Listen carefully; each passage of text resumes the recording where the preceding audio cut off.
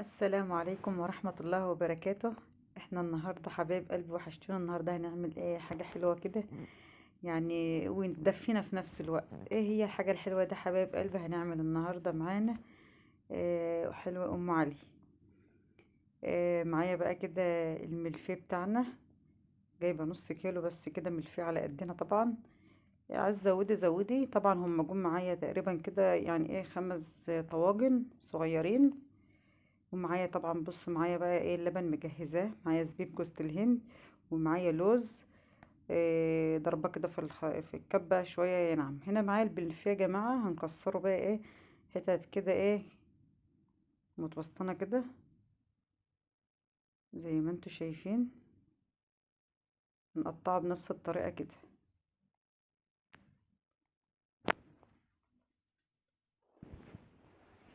املي الطواجن بتاعتك، يعني برضو لازم تديها براحة، وفي نفس الوقت لسه خلي بالكم اللبن والمكسرات بتاعتي هنحطها، فلازم تدي مساحة للحاجات دي يعني.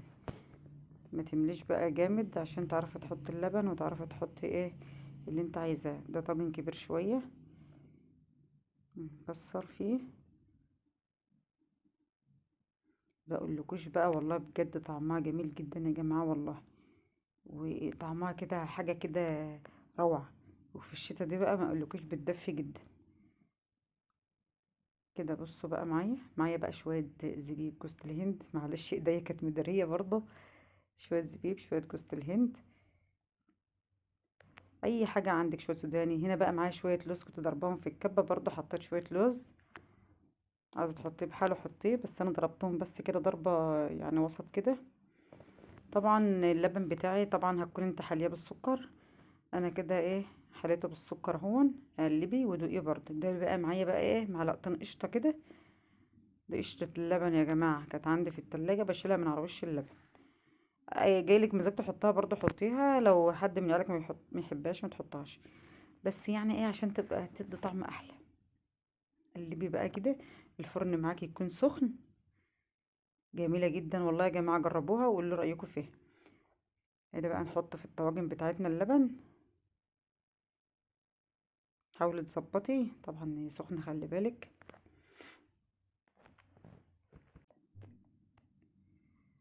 اللهم صل وسلم وبارك على سيدنا محمد وعلى آله وصحبه وسلم. انت هتخلي اللبن بتاعك يعني ايه تحس ان الطاجن كده يعني شرب. وفي نفس الوقت ايه في لبن موجود، يعني ما تنشفهاش مش يا دوبك. شوفي زي ما انا بوريكم كده. متغطي كده، مغطيه وش الملفيه كده اهون. هبقى اعمله لكم مره تانية كمان بالجلاش يا جماعه.